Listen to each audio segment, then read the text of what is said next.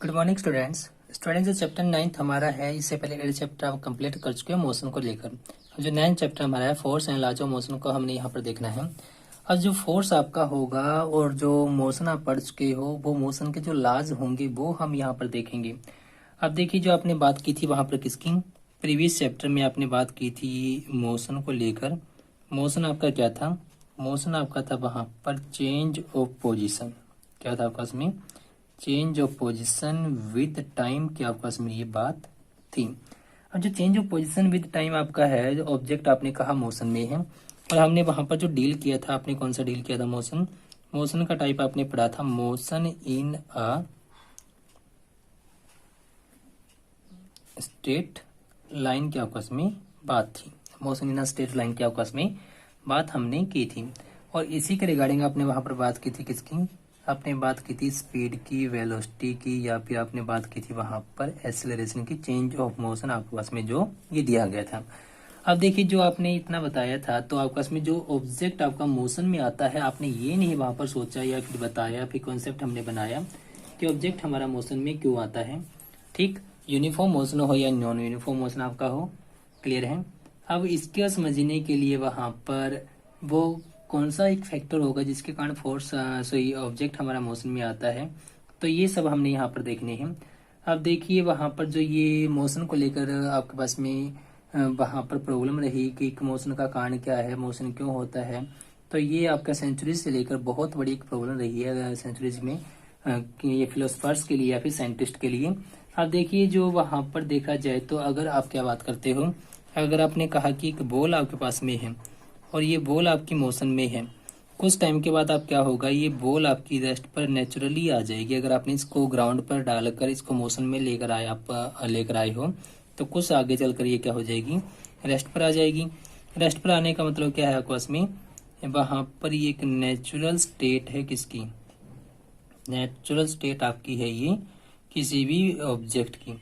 Clear, जो object आपका है तो नेचुरली वो मोशन ऑब्जेक्ट आपका रेस्ट पर आएगा, ये यहाँ पर इंडिकेट करता है।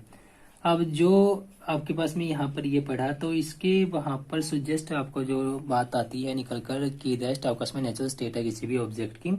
ठीक, अब जो ये आपके पास में ये था, इसके बाद जो कॉन्सेप्ट आपका है किसका, वहां पर गैलीलियो गैली का कॉन्सेप्ट हो या फिर इसाक न्यूटन का कॉन्सेप्ट आपके पास में हो, ये डिफरेंट एंटायरली डिफरेंट अप्रोच आपको देता है मोशन को लेकर। ठीक, और जो आप वहां पर देखते हो, जो ऑब्जेक्ट आपका ऑलरेडी रेस्ट में है, जो ऑब्जेक्ट आपका क्या ऑलरेडी रेस्ट में है, रेस्ट में अगर ऑब्जेक्ट आपका है तो ये ऑब्जेक्ट आपका मोशन में आना चाहिए।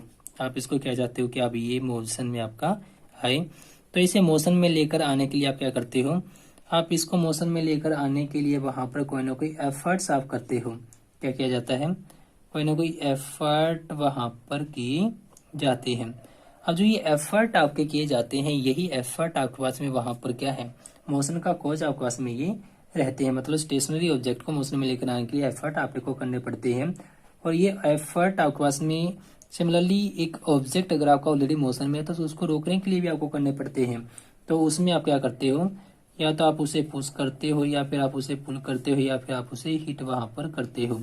क्लियर, अब पुश पुल या हिट करना आपके पास में ये कॉन्सेप्ट किसका देगा आपको, फोर्स का। सिंपली फोर्स आपने 8th क्लास में पढ़ा था, फोर्स आपका क्या था, पुश और पुल आपने बताया था कि फोर्स आपका है। क्लियर, और जो फोर्स आपका है ये वहां पर ऑब्जेक्ट को लेकर आता है किसमें, मोशन में। किसमें लेकर आएगा ये, मोशन में आपका ये लेकर वहां पर आएगा। अब फोर्स आपका क्या है ये हमने आज तक नहीं देखा, लेकिन इसको फील हमने जरूर किया है। फील आप इसको करते हो लेकिन आप इसको देखते नहीं कि फोर्स क्या होता है वहां पर। अब इसको फील करने के लिए आप देखिए, अगर आपके पास में ऑब्जेक्ट आपका, उसको आपने पुश किया, पुल किया, हिट किया, उसके कारण वो मूव कर देता है, तो आप कहते हो कि फोर्स हमने लगाया, फोर्स के कारण ये मूव किया इसने। सिमिलरली वहां पर आपका अप्लाइड फोर्स क्या करता है, अप्लाइड फोर्स वहां पर किसी भी ऑब्जेक्ट की क्या कर सकता है, किसी भी ऑब्जेक्ट की वहां पर ये शेप चेंज कर सकता है। क्या कर देगी, वहां पर चेंज कर सकता है वहां पर शेप को भी। अब जो शेप चेंज का कॉन्सेप्ट आपके पास में है, ये कैसे कॉन्सेप्ट आपके पास में बनेगा, मान लीजिए कि आपके पास में वहां पर कोई एक स्प्रिंग आपको दे दिया जाए, जो स्प्रिंग आपको दिया है, अगर आप इस पर फोर्स लगा देते हो दोनों तरफ से, तो ये स्प्रिंग आपके पास में क्या हो जाएगा, ये स्प्रिंग आपके पास में कुछ इस टाइप से वहां पर बन जाएगा। क्लियर, तो ये आपके पास में देखा जाए तो स्प्रिंग आपके पास में जो है ये अप्लाइड फोर्स के कारण अपनी शेप चेंज कर लेता है, या फिर फोर्स आप इसी स्प्रिंग पर क्या करते हो, आउटसाइड फोर्स लगा देते हो, उसके कारण स्प्रिंग का जो लेंथ होगा ये इंक्रीज कर जाएगा, ये इस टाइप से आपका बन जाएगा। सिमिलरली आपके पास में क्या है, अगर एक बैलून आपके पास में ले लिया जाए, बैलून से आपको आप क्या करते हो, दोनों तरफ से प्रेस करते हो तो बैलून की शेप चेंज होकर कुछ इस टाइप से ये बन जाएगी, अगर आप दोनों तरफ से अपने हाथ से प्रेस करते हो। क्लियर। तो ये था हमारे पास में यहाँ पर कॉन्सेप्ट किसका, इंट्रोडक्टिव पार्ट हमारा था फर्स्ट चैप्टर नंबर 9 को लेकर, force and laws of motion को आपने यहाँ पर डील करना है। ऑब्जेक्ट मेरा मोशन में है, मोशन में क्यों है, बेसिकली देखा जाए तो उसके पीछे एक कॉन्सेप्ट है, कॉन्सेप्ट आपका है फोर्स का। फोर्स सिंपली आपका में क्या है, पुश पुल या फिर हीट आपका में वहां पर फोर्स है, या तो पुश हो गया या पुल हो गया या फिर हीटिंग आपने वहां पर देखनी कि वो आपके पास में किस वे से हीट किया गया है। सिमिलरली आपने यहाँ पर जो बात की है, जो हमने बात करनी है, तो ये जो आपने कहा ये आपका कॉन्सेप्ट है इंट्रोडक्टिव पार्ट का। जो नेक्स्ट टॉपिक हमारा है, तो first topic balanced and unbalanced forces की आपने यहाँ पर बात करनी है। अब जो फर्स्ट टॉपिक हमारा रहेगा बैलेंस्ड एंड अनबैलेंस्ड के फोर्सेज की हमने यहाँ पर बात करनी है। अब देखिए फोर्स आपने बताया पुश पुल या हीट आपका में फोर्स है जो ऑब्जेक्ट को मोशन में लेकर आता है, या फिर मोशन में ऑब्जेक्ट जो आपका उसको रेस्ट में लेकर ये आता है। तो जो एफर्ट्स आपको करने पड़ते हैं वो फोर्स आपके कहलाता है। बैलेंस्ड और अनबैलेंस्ड फोर्स की आपके यहाँ पर बात होगी। तो बैलेंस फोर्स को समझने के लिए आप क्या कीजिएगा, अगर मैं कहूँ कि यार मेरे पास में कोई एक टेबल दी गई है, क्या दे दी जाए, एक टेबल हमने यहाँ पर ले रखी है। अब जो टेबल हमारा है यहाँ पर, अब इस पर एक अगर रख दी जाए, क्या अगर इस पर एक बुक रख ली जाए या कोई एक ब्लॉक आपका रख लिया जाए, ठीक। तो जो बुक आपके पास में है, अगर ये बुक आपके पास में ले ली जाए, कुछ इस वजह से आपके पास में ये बुक दी गई है। अब जो बुक आपकी है ये आपके यहाँ पर देखा जाए तो कौन सी स्टेट में आपकी रहेगी, रेस्ट में आपके पास में ये रहेगी। कब तक, जब तक इस पर फोर्स नहीं लगते। बुक हमारी यहाँ पर दी गई है रेस्ट में। अब ये रेस्ट में कब तक रहेगी, जब तक आप इस पर कोई एक्सटर्नल फोर्स नहीं लगाओगे। क्या नहीं लगाओगे, एक्सटर्नल फोर्स अगर इस पर आप अप्लाई नहीं करोगे, ठीक। अब एक्सटर्नल फोर्स अगर बाई चांस मैंने इस पर लगाया है और इस पर मैंने दोनों तरफ से क्या लगाया है, इक्वल मैग्नीट्यूड का फोर्स मैंने यहाँ पर लगाया है। क्या लगा दिया, इक्वल मैग्नीट्यूड का फोर्स यहाँ पर मैंने अप्लाई किया है, ठीक। तो जो बुक मेरी है ये तब भी रेस्ट पर बनी रहेगी, क्योंकि फोर्स आपको यहाँ पर पता होना चाहिए कि जो फोर्स आपका है ये आपके पास मैग्नीट्यूड और डायरेक्शन दोनों रखेगा। क्या रखेगा, मैग्नीट्यूड प्लस डायरेक्शन आपके पास में ये दोनों रखेगा जो आपका फोर्स होगा, ठीक। और जो फोर्स मैग्नीट्यूड डायरेक्शन आपका रखता है, तो देखा जाए तो जब इसकी डायरेक्शन अपोजिट है, मैग्नीट्यूड इक्वल है, तो नेट फोर्स मेरे पास में कितना बनेगा इस केस में, नेट एक्सटर्नल फोर्स जो अप्लाई आपका है ये 0 बन जाएगा। जब फोर्स ही आपका नेट 0 हुआ तो आपके पास में, तो यहाँ पर ये वैल्यू आपके पास में क्या रहेगी, ऑब्जेक्ट आपका रेस्ट पर बना रहेगा। लेकिन अगर आप इस पर जो आपके पास में इस टाइप के फोर्सेज होते हैं, इन्हीं को हम किसका नाम देंगे, इन्हीं को हम नाम देंगे वहां पर बैलेंस्ड फोर्सेज का। कौन से फोर्स होंगे आपके, ये बैलेंस्ड फोर्सेज आपके ये कहलाते हैं। तो बैलेंस्ड फोर्सेज हमारे वो फोर्सेज होते हैं जहां पर आपस में इक्वल एंड अपोजिट डायरेक्शंस में फोर्स आपके लगते हैं। Magnitude equal but direction opposite की बात आपके पास में होगी। Net force total force system पर या ऑब्जेक्ट पर आपका कितना होगा, 0 होगा, ठीक। तो अगर आप यहाँ पर क्या कर देते हो, अगर आपने ये इसी को यहाँ पर एक ब्लॉक आपने लिया है, और जो ब्लॉक आपने लिया है इस ब्लॉक को अगर आप यहाँ से क्या करते हो, अगर आप इसको यहाँ से उठाकर थोड़ा आगे रखना चाहते हो, थोड़ा आगे अगर आप इसको रखना चाहते हो, तो आपने जो ब्लॉक है इस पर क्या लगाया, एक फोर्स आपने यहाँ पर अप्लाई किया। तो ब्लॉक आपका ग्राउंड के सरफेस पर है।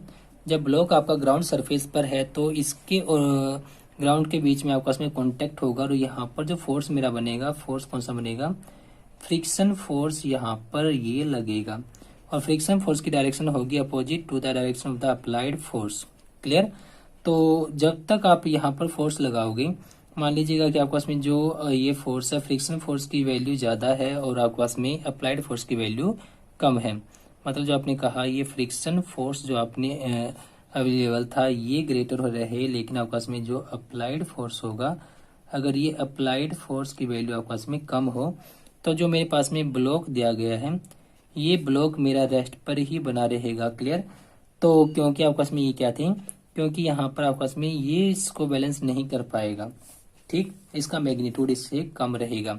फिर आपने यहाँ पर इसका मैग्नीट्यूड सेकंड पार्ट में फिर बढ़ाया, लेकिन आपस में फिर भी ये इससे कम रहा, तो आपका ये तब भी क्या रहेगा, ब्लॉक आपका तब भी रेस्ट में रहेगा। उसके बाद जो बात आपकी होगी, उसके बाद बात क्या होगी, अगर आपने जो अप्लाइड फोर्स है इसको इतना ज़्यादा आपने कर दिया है, जो अप्लाइड फोर्स आपका है इसकी मैग्नीट्यूड को अगर आपने ज़्यादा कर दिया किसके कंपैरिजन में, जो फ्रिक्शन फोर्स था इसके कंपैरिजन में अगर आपने इसको ज़्यादा कर दिया है, तो इसका रिजल्ट क्या रहेगा, इसका रिजल्ट ये रहेगा जो ब्लॉक मेरा लिया गया है ये ब्लॉक क्या होगा, ये ब्लॉक आपका आ जाएगा मोशन में, आपके पास में ये आ जाएगा ब्लॉक आपका क्या होगा, मोशन में आपके पास में ब्लॉक वहां पर होगा। जो ब्लॉक आपका मोशन में आया तो ये क्यों आया, क्योंकि आपने यहाँ पर देखा कि फोर्स जो अप्लाइड था इसका मैग्नीट्यूड ज्यादा होगा, फ्रिक्शन फोर्स का मैग्नीट्यूड ज्यादा हो कम रहेगा, बट डायरेक्शन दोनों की फिर भी अपोजिट है। तो ये फोर्स यहाँ पर इसको अनबैलेंस कर देगा, तो ये आपके पास में कौन सा रहेगा, अनबैलेंस्ड फोर्स आपके पास में ये कहलाएगा। तो जो अनबैलेंस्ड फोर्स आपके हैं ये फोर्स रेस्पॉन्सिबल है किसके लिए, ये फोर्स आपके रेस्पॉन्सिबल है वहां पर ऑब्जेक्ट के मोशन के लिए। जो ऑब्जेक्ट आपका मोशन में आना है ये अनबैलेंस्ड फोर्स के कारण आपके पास में ये मोशन में आना है। क्लियर। अब जो फ्रिक्शन फोर्स हमारा है ये नेचुरल टेंडेंसी है किसी भी ऑब्जेक्ट की या किसी भी सरफेस की जो वहां पर ये फोर्स अप्लाई करता है। अब जो आपने यहाँ पर बात करनी थी किसकी, आपने यहाँ पर बात करनी थी बैलेंस्ड और अनबैलेंस्ड फोर्स की। तो बैलेंस फोर्सेज हमारे वो फोर्सेज है जो इक्वल एंड अपोजिट आपके अप्लाई होते हैं और एक दूसरे को कैंसिल आउट करते हैं या फिर एक दूसरे के इफेक्ट को कैंसिल आउट कर देते हैं। लेकिन अनबैलेंस्ड फोर्स मेरा वो होगा जहां पर क्या होगा, जहां पर आपस में अनइक्वल मैग्नीट्यूड के फोर्स आपके लगेंगे। जो अप्लाइड फोर्स ज्यादा है, फ्रिक्शन फोर्स कम है, तो इसका क्या है, मैग्नीट्यूड की बात होगी, क्योंकि डायरेक्शन उनकी वही रहेंगी जो पहले भी आपके थे, दोनों अपोजिट डायरेक्शन में आपके दिए गए हैं। क्लियर। तो ये आपस में होगा अनबैलेंस फोर्स। और जो ऑब्जेक्ट मेरा मोशन में होगा ये किसके कारण रहेगा, ये मेनली अनबैलेंस फोर्स के कारण आपके पास में ऑब्जेक्ट मोशन में आएगा। कोई भी ऑब्जेक्ट जब मोशन में होता है तो ये अनबैलेंस फोर्सेस के कारण ही या फिर अनबैलेंस फोर्सेस का ही आपके पास में रिजल्ट होता है जो ये मोशन में होता है। तो ये था हमारे पास में एक topic number first, balanced and unbalance forces को लेकर और इंट्रोडक्टिव पार्ट को लेकर। Thank you.